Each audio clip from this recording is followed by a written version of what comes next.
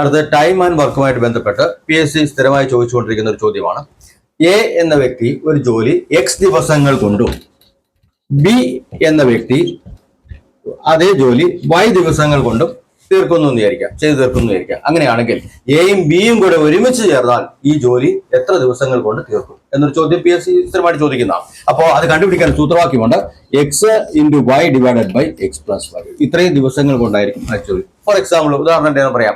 രാമു ഒരു ജോലി 6 ദിവസം കൊണ്ട് ചെയ്തു തീർക്കുന്നു. അതുപോലെ തന്നെ രാജു അതേ ജോലി 18 ദിവസങ്ങൾ കൊണ്ട് ചെയ്തു തീർക്കുന്നു വിചാരിക്കാം.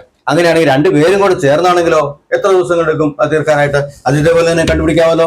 ഇതേ സൂത്രവാക്യം ഉപയോഗിച്ചാൽ മതി. അപ്പൊ 6 × 18 ഡിവൈഡഡ് ബൈ 6 + 18 അല്ലെ? അപ്പൊ എത്ര വരും? 6 × 18 ഡിവൈഡഡ് ബൈ 18 × 6 24.